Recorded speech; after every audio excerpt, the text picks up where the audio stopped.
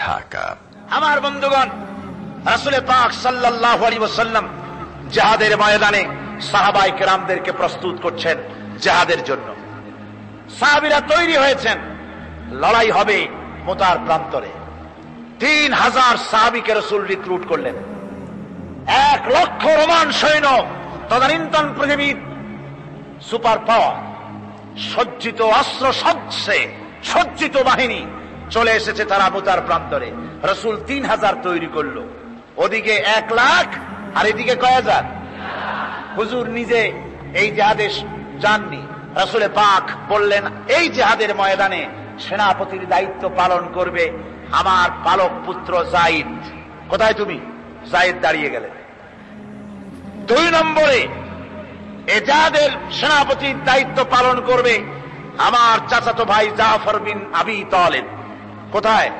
দাঁড়িয়ে গেলেন।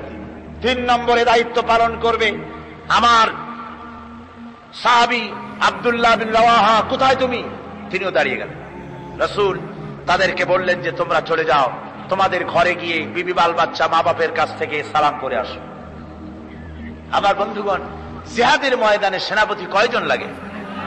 হুজুর বললেন কয়জনের কথা? 3 জনের কথা।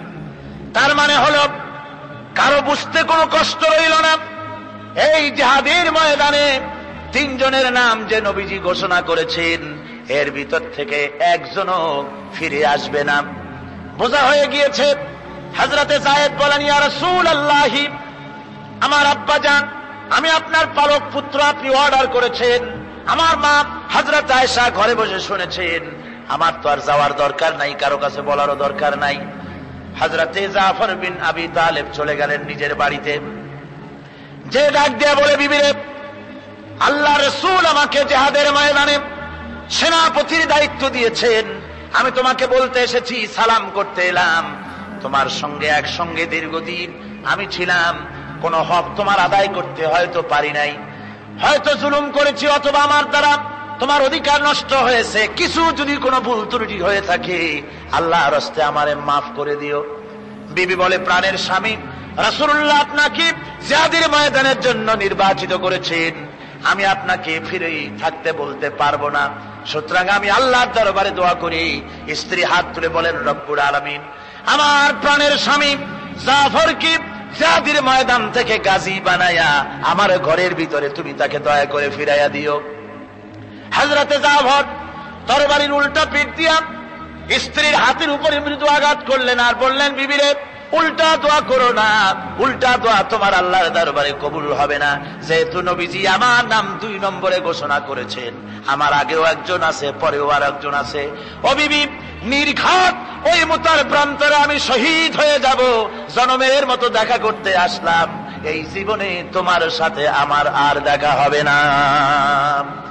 আমার বন্ধুগণ, হযরতে জাফরের স্ত্রী কাঁদতেছেন, বিবি বাচ্চাগুলা কান্দে।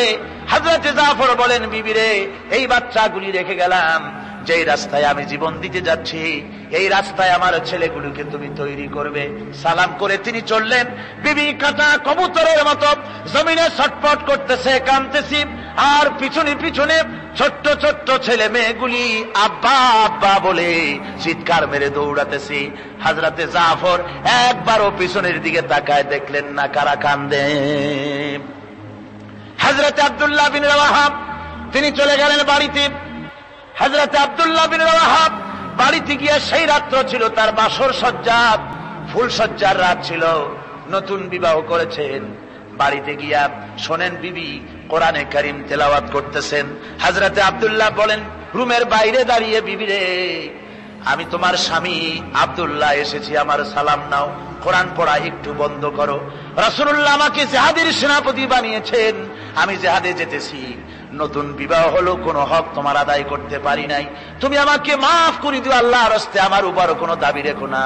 বিবি বলে, প্রাণের স্বামী, কোনদিন আপনাকে দেখি নাই, কোন রকম একটু দেখেছি, আর আমি মদিনার এক সুন্দরী মেয়ে, আপনি আমাকে ভালো করে দেখলেন না। আমার প্রাণের স্বামী, একবার আপনি ঘরে আসেন। স্বামী বলে, ওগো স্ত্রী, ঘরের ভিতরে আমি যাব না, ঘরের ভিতরে গেলে বলে তোমাকে দেখলে আমার মনের ভিতরে প্রেম থাকবে, তোমার প্রতি আমার ভালোবাসা জন্মাবে, আমি ঘরের ভিতরে ঢুকতে চাই না। স্ত্রী বলে, প্রাণের স্বামী ঘরের ভিতরে যদি আসেন, আল্লাহর কসম আমি কোনো প্রেম নিবেদন করব না, আমি শুধু প্রাণ ভরে আপনার চেহারাটা একটা বার আমি শুধু দেখে রাখতে চাই, যাতে করে কিয়ামতের দিন লক্ষ কোটি কোটি মানুষের ভেতরে আপনাকে আমি স্বামী বলে যেন চিনে নিতে পারি। হযরত আব্দুল্লাহ বলেন, ওগো স্ত্রী, যদি এই ইরাদা তোমার হয় আর যদি তুমি ধৈর্য ধারণ করে থাকতে পারো, তাহলে কিয়ামতের দিন আল্লাহ রাব্বুল আলামিন আমি যার জন্য জান দিতে যেতেছি, ওই মাবুদ মেহেরবান জান্নাতের ভেতরে তোমাকে আমাকে স্বামী স্ত্রী হিসাবে পরিচয় করাইয়া দিবেন। 3000 সৈন্য নিয়ে সাহাবায়ে কেরাম আর এই সেনাপতি সব চললেন। মুতার প্রান্তরে লড়াই হলো। এই লড়াইয়ের ময়দানে হযরতে যায়েদ অনেকগুলি কাফির সৈন্যকে জাহান্নামে পাঠিয়ে দিয়ে তিনি নিজেও শহীদ হয়ে গেলেন। এবার জাফর হাতে তরবারি আর এক হাতে ঝান্ডা নিয়ে এগোচ্ছেন সামনের দিকে। কাফেরেরা হযরত জাফরকে ঘিরে ফেলে দিল। আমার বন্ধুগণ, কাফেরেরা ঘিরে ধরে তরবারির আঘাত করলো জাফরের ডান হাত কেটে ঝুলে পড়লো। হযরত জাফর এবার বাম হাতে তরবারি উঁচু করে ধরেছেন, এবার বাম হাতে কোপ দিল ওরা। এই কাটা দুইটা হাত দিয়ে বুকের সাথে হযরত জাফর ইসলামের পতাকাটাকে জড়ায় ধরলেন। পাশের সাহাবীকে ডেকে বলেন, ও রাসূলুল্লাহর সাহাবী শোনো, আল্লাহর নবীকে আমার সালাম বলে দিও আর শোনায়া দিও, জীবনের শেষ মুহূর্ত পর্যন্ত ইসলামের পতাকা উঁচু করে রেখেছিলাম, মাটিতে পড়তে দেই নাই। আমার মনে হয় আমি এখন শহীদ হয়ে যাব, যেহেতু আমি এখন আমার নাকের ভিতরে আল্লাহর জান্নাতের সুঘ্রাণ পেতেছি। হযরতে জাফর শহীদ হয়ে গেলেন। হযরত আব্দুল্লাহ বিন রাওয়াহা, হযরত আবু উবায়দা দুজনে মিলে ছুটলেন ঝান্ডা ধরার জন্য। ওনারা বলেন, এগিয়ে গিয়ে দেখি সামনের পরে দূরে পতাকা উঠতেছে। ভাবলাম আমরা যাওয়ার আগে ইসলামের পতাকা কে ধারণ করলো। কাছে গিয়ে দেখি হযরতে জাফরের ডান হাত কাটা, বাম হাত কাটা, দুইটা পা কাটা, দেহটা একদিকে পড়ে আছে আর শুধু মাথাটা এক পাশে পড়ে থেকে ইসলামের পতাকা কামড়ায় ধরে উঁচু করে রেখে দিয়েছে। আমার বন্ধুগণ, হযরতে আবু উবায়দা বলেন, আমি হযরতে সাদের, হযরতে জাফরের হাত পা মাথা মস্তক একত্রিত করে তার পা থেকে শুরু করে মাথা পর্যন্ত চুমা খাইলাম। তাকে জানাজা করে দাফন করে রাখলাম কবরের ভিতরে। রাতের বেলায় স্বপ্নে দেখি হযরতে জাফর আল্লাহর জান্নাতের ভিতরে ফেরেশতাদের সঙ্গে উড়ে বেড়াতেছেন। আমি জিজ্ঞেস করলাম, ও জাফর, আল্লাহ তোমার সাথে কি ব্যবহার করেছেন? হযরতে জাফর বলেছেন, ওগো আবু উবায়দা, আল্লাহ রাব্বুল আলামিন আমাকে বলেছেন, জাফর রে, আমি তোমার শাহাদাতে খুশি হয়েছি, তুমি আমার কাছে আর কি চাও? হযরতে জাফর বলেন, আয় আল্লাহ পাক, কিচ্ছু চাই না, শুধু একটা দাবি, দুনিয়ায় তুমি মেহেরবানি করে আমাকে পাঠায়া দাও আর একবার যদি যেতে পারি, তাহলে তোমার দুনিয়ার বুকে তোমার দ্বীন কায়েমের জন্য কাফেরদের বিরুদ্ধে লড়াই করে আমার জীবনটা আর একবার দিয়ে আসি। আমার বন্ধুগণের জন্য আল্লাহ রাসূল বলেছেন, হাদিস শরীফে এসেছে, আমার ইচ্ছে হয় জিহাদ করি, শহীদ হই, আবার যদি জিন্দা হই, আবার জিহাদ করি, শহীদ হই, আবার যদি জিন্দা হতে পারি তাহলে আবার জিহাদ করি, আবার শহীদ হই। যেহেতু শাহাদাতের মওতের মতো এত বড় মর্যাদা সম্পন্ন মওত আর পৃথিবীতে হতে পারে না। আমার ভাইরা, ইসলামের জন্য জান দেওয়ার জন্য, মাল দেওয়ার জন্য সাহাবায়ে কেরাম এভাবে প্রস্তুত ছিলেন। নিজেদের জীবন তারা আল্লাহর সামনে নজরানা পেশ করেছেন, শহীদ হয়েছেন, আল্লাহ দ্বীন কায়েমের জন্য তারা প্রচেষ্টা করেছেন। আল্লাহর পথে যারা জিহাদ করার সিদ্ধান্ত নেন, মহান আল্লাহ স্বয়ং তাদের সাহায্য করেন। যুগে যুগে আমরা এর প্রমাণ পেয়েছি, আর তাই মুসলমানরা কাফেরদের উপর বরাবর বিজয়ী হয়েছে। এই ইসলামকে প্রতিষ্ঠিত করার জন্য প্রয়োজন রয়েছে জিহাদের। কিসের প্রয়োজন? কিসের? জিহাদের প্রয়োজন। সেই জিহাদ করতে কি আপনারা তৈরি আছেন? জিহাদের জন্য তৈরি আছেন? সেই জিহাদ কিন্তু সেই জিহাদ মানে কি? সেই জিহাদের আবার অপব্যাখ্যা করা হয়েছে। জিহাদের অপব্যাখ্যা করা হয়েছে এইভাবে যে ওয়ালাকিন কলমদার কাফে দুশমনাস্ত, দুশমনের হাতে কলম ছিল, ওরা যেমন খুশি আমাদের ইতিহাসকে চিত্রিত করেছে। ওরা বলেছে ইসলামের ইতিহাস থেকে তরবারি আর রক্তের গন্ধ আসে, কিন্তু আসলে জিহাদের অর্থ তো তরবারির যুদ্ধ নয়। জিহাদের অর্থ হচ্ছে যে কোনো উদ্দেশ্যকে সফলতায় পর্যবসিত করার জন্য যে প্রাণান্তকর প্রচেষ্টা করা হয়, ওই প্রচেষ্টার আরবি নাম হচ্ছে জিহাদ। আর যুদ্ধ তার আরবি হচ্ছে হার্ব। যুদ্ধের আরবি কি? হার্ব, ওয়ার। ইংরেজিতে ওয়ার, আরবিতে হার্ব। আর জিহাদ যেটাকে বলা হয়েছে ওটা হচ্ছে যে কোন উদ্দেশ্যকে সফলতায় পৌঁছাবার জন্য যে চেষ্টা, ওই চেষ্টার নাম জিহাদ।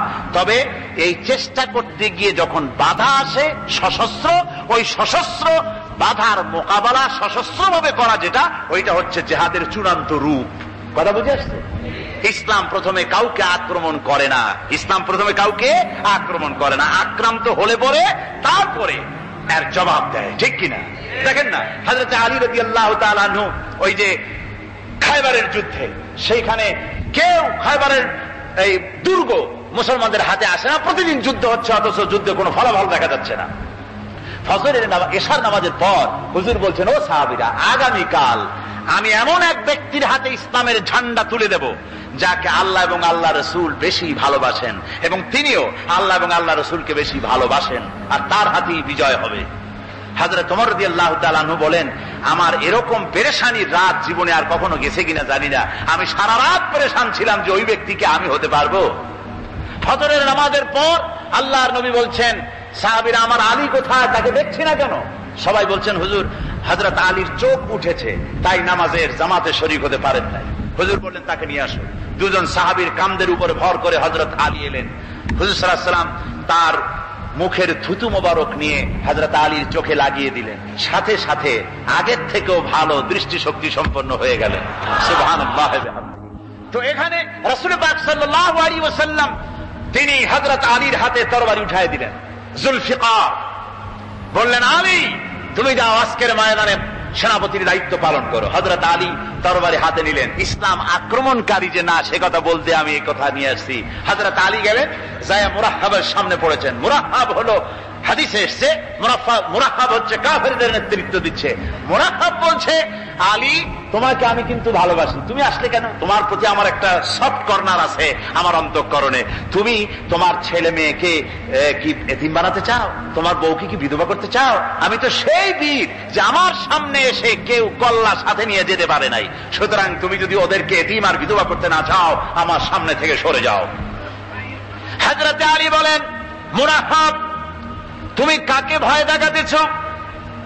তোমার তরবারি এই সমাজের কিছু কাফেরেরা ভয় করতে পারে, তুমি কি আমারে চেনো নাকি? তুমি কারে ভয় দেখাও? তামাম পৃথিবীর সমস্ত কাফেরদের উপরে আল্লাহ রাব্বুল আলামিন আমাকে বাগ বানায় পাঠিয়েছেন। তরবারি দিয়ে প্রমাণ হবে। মুরাহহাব বলে, তুমি আঘাত করো। কয় না, আক্রমণ তো করব না আমি, আগে তুমি করো, আমি প্রতিহত করব। আক্রান্ত হলে পরে তারপরে জবাব দেব। এরপরে মুরাহহাব আঘাত হানতে লাগলো। হযরত আলী সমস্ত রণকৌশল দিয়ে আঘাতগুলি তিনি ফিরিয়ে দিতে লাগলেন। এরপরে হযরত আলী বলছেন, মুরাহহাব, এবার তৈরি হও আমার আঘাত সহ্য করার জন্য। হযরত আলী জুলফিকার তুলে আঘাত করলেন। এক আঘাতেই দেখা গেল মুরাহহাবের মাথা থেকে শুরু করে শরীর টুকরা হয়ে গিয়া হযরত আলীর তরবারির মুঠা পর্যন্ত মাটির ভিতরে গেড়ে গিয়েছে। খায়বারের দুর্গ দখল হয়ে গেল। পরের দিন আল্লাহর নবী বলেন, আলী, শুনতে পেলাম তোমার ঢাল ভেঙে গিয়েছিল, তারপরে তুমি যুদ্ধ করলে কি দিয়ে? হযরত আলী বলেন, হুজুর, কামুজ দুর্গের ওই কবাটটা, লোহার কবাটটা বাম হাতে নিয়া আর ডান হাতে তরবারি নিয়ে লড়াই করেছি। হুজুর বলেন, কি করে? মানুষ কেমনে এত বড় দুর্গের লোহার কপাট হাতে নিয়ে যুদ্ধ করে? একটু দেখাও তো দেখি। হযরত আলী গতকালকের মতো বাম হাত দিয়া ধরেছেন, নাড়াতে পারেন না। এবার ডান হাত দিয়া ধরেছেন, নাড়াতে পারেন না। ডান আর বাম দুই হাত দিয়া সমস্ত শক্তি দিয়ে এমন জোরে টান মেরেছেন, প্রতিটি লোমকূপের গোড়া থেকে ঘাম বেরিয়ে এসেছে, এক চুলও নড়াতে পারেন নাই। হযরত আলীর মুখখানা মলিন হয়ে গেছে লজ্জায়। হযরত আলী রাদিয়াল্লাহু তাআলা আনহু লজ্জা পেয়ে গেছেন। রাসূল পাক সাল্লাল্লাহু আলাইহি ওয়াসাল্লাম বলেন, আলী, লজ্জা পাওয়ার কোনো কারণ নাই, চিন্তা করার কোনো কারণ নাই। তোমার নিজস্ব শক্তি দিয়ে তুমি লড়াই করতে পারো নাই। এত বড় লোহার দরজা নিয়ে, কবাত নিয়ে মানুষ সেভাবে লড়াই করতে পারে না। আল্লাহ তার দ্বীনকে বিজয়ী করার জন্য তোমার ভিতরে আল্লাহ রাব্বুল আলামিন ক্ষমতা দিয়েছিলেন। জোরে বলেন সুবহানাল্লাহ। আল্লাহ রাব্বুল আলামিন এই জিহাদের ময়দানে যখন মানুষ আসে, আল্লাহ তাদের উপরে মদদ দান করেন। আমার বন্ধুগণ, আল্লাহর দ্বীনকে জমিনের উপরে প্রতিষ্ঠিত করার জন্য যদি আমরা আজও যদি ঐক্যবদ্ধ হই দ্বীন কায়েমের জন্য, তাহলে আল্লাহ রাব্বুল আলামিন আমাদেরকে মদদ করবেন। আল্লাহ পাক কোরআনে কারীমের মধ্যে বলেছেন, ওয়া কানা হাক্কান আলাইনা নাসরুল মুমিনিন। মুমিনদেরকে সাহায্য করা আমি আল্লাহর জন্য ওয়াজিব হয়ে যায়। জোরে বলেন সুবহানাল্লাহ। মুমিনদের জন্য সাহায্য করা আল্লাহর জন্য কি হয়ে যায়? ওয়াজিব হয়ে যায়। বাইরে একটু বৃষ্টি সহ্য করেন না, খুব বেশি বৃষ্টি? আচ্ছা, এটা রহমত। এটা কি রহমত? আমার ভাইরা, জিহাদের ভিতরে সাহাবায়ে কিরাম আল্লাহর জান্নাতে যাওয়ার জন্য তারা জিহাদ করেছেন। তারা দেশ দখলের জন্য জিহাদ করেন নাই, দিন প্রতিষ্ঠার জন্য লড়াই করা ফরজ। দিন প্রতিষ্ঠার জন্য লড়াই করা কি? জোরে কোন কি? আর এই ফরজ দায়িত্ব পালন করতে গিয়ে যদি কেউ মারা যায়, তাহলে কোথায় যাবে? কোথায় যাবে? ওই শাহাদাতের মওত হচ্ছে একটা সেতু, বা একটা ব্রিজ, একটা সাঁকো। এপারে দুনিয়া, ওপারে আল্লাহর জান্নাতুল ফেরদাউস। জোরে বলেন সুবহানাল্লাহ। এই জন্য হযরত ওমর ফারুক রাদিয়াল্লাহু তাআলা আনহু সব সময় দোয়া করতেন, আল্লাহুম্মা রযুকনি শাহাদাতান ফি সাবিলিক ওয়াজআল মাউতি ফি বালাদ রাসূলিক। আল্লাহ রাব্বুল আলামিন, আমাকে রাসূলের শহরে মওত দাও, আর আমাকে তোমার দ্বীনের রাস্তায় শাহাদাত মঞ্জুর করো। জোরে বলেন আমিন। এটা আমাদের দোয়া, আমারও দোয়া, আমার সারা জীবনের স্বপ্ন, সারা জীবনের স্বাদ, আল্লাহ যেন শাহাদাতের মওত নসিব করে দেন। জোরে বলেন আমিন। এর থেকে উন্নত মানের মওত আর নাই। ওই প্যারালাইসিস হয়ে বিছানায় পড়ে তড়পায় মরার কোনো দাম নাই। দুনিয়ার বুকে বিড়ালের জিন্দিগি বছর করার 500 বছর বেঁচে থাকার দাম নাই। সিংহের মতো 1 সেকেন্ড বেঁচে থাকার দাম আছে, ঠিক কিনা?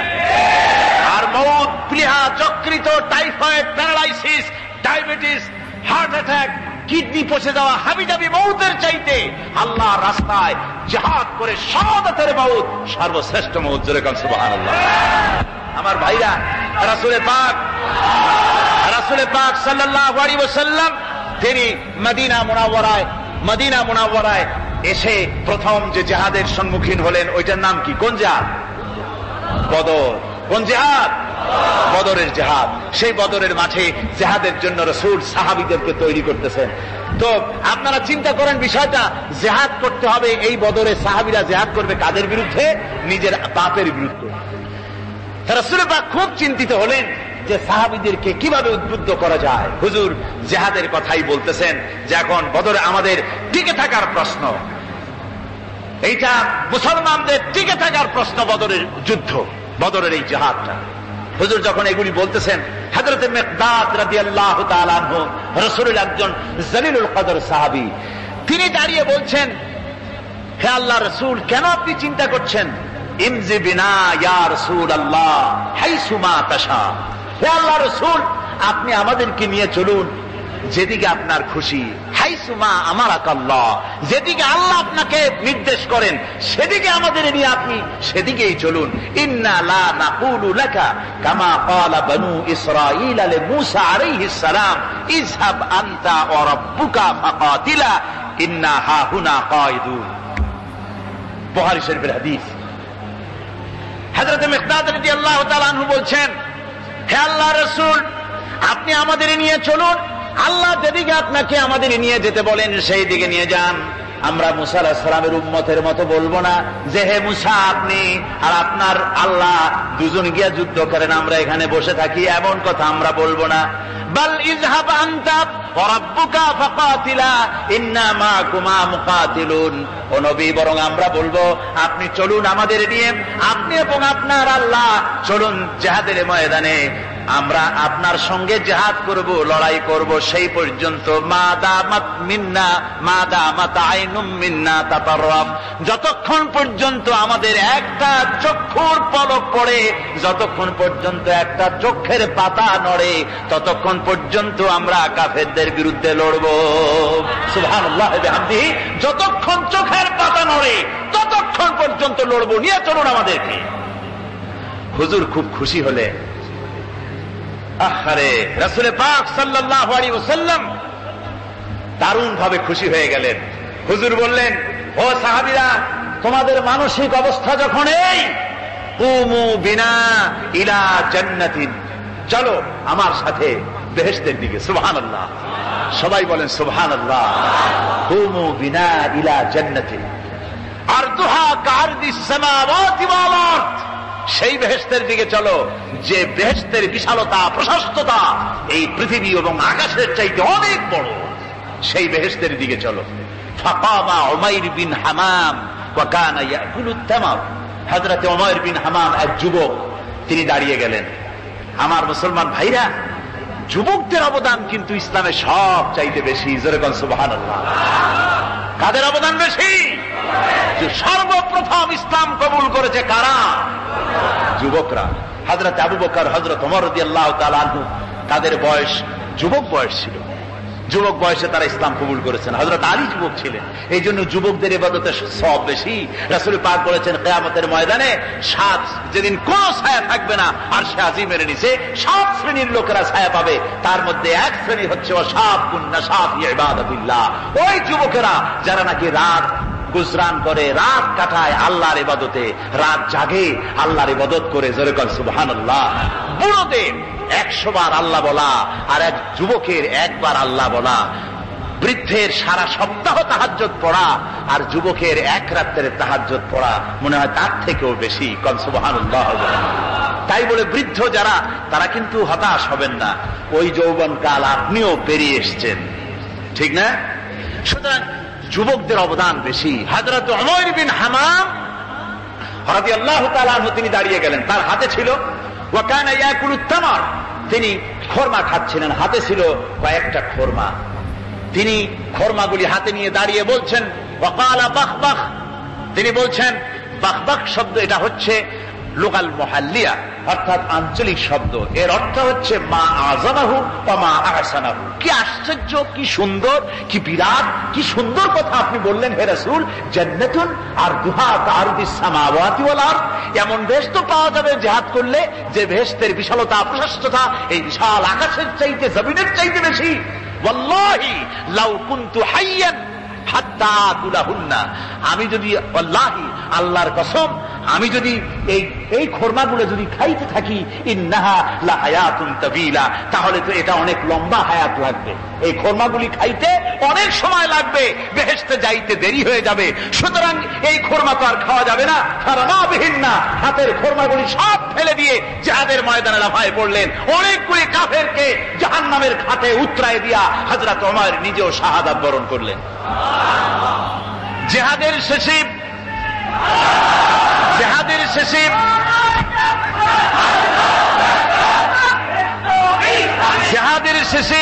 শুহাদায়ে বদরের সমস্ত শহীদদের লাশ এক জায়গায় এনে সাহাবীরা বললেন, হে আল্লাহর রাসূল, আপনি যখন জান্নাতের বর্ণনা দিতেছিলেন তখন যে যুবকটা খরমা খেতেছিল আর জান্নাতের আশায় হাতের খরমা ফেলে দিয়েছিল, যে এই খরমাগুলি খাইতে গেলে তো সময় লাগবে অনেক, বেহেশতে যেতে দেরি হয়ে যাবে, এই কথা মনে করে হাতের খরমা ফিকে ফেলে জিহাদের ময়দানে এসে শাহাদাত বরণ, যে যুবকটি জিহাদ করেছিল তার লাশে সেও শাহাদাত বরণ করেছে। রাসূল পাক হযরত ওমরের চেহারার দিকে লক্ষ্য করে তার দিকে অঙ্গুলি সংকেত করে হুজুর বলছেন, ইন্নাকা মিন আহলিহা, ওমর, যে বেহেশতের জন্য তুমি খরমা খাওয়ার ধৈর্য ধরতে পারো নাই, আমি নবী সাক্ষী দিচ্ছি তুমি সেই জান্নাতের অধিবাসী। আমার ভাইয়েরা, ওই জান্নাতে যাওয়ার জন্য, আল্লাহ দ্বীনকে প্রতিষ্ঠার জন্য আমাদেরকে ঐক্যবদ্ধ হতে হবে। আল্লাহ দ্বীনের জন্য আল্লাহ নবীর যে আদর্শ, সে আদর্শ প্রতিষ্ঠার জন্য এগিয়ে আসতে হবে। যদি আমরা তা করতে পারি, আমরা সংখ্যায় কত, আমাদের অস্ত্র আছে কি নাই, আমাদের জনবল কত, আমাদের সৈন্যবল কত, এগুলি প্রশ্ন না। প্রশ্ন হচ্ছে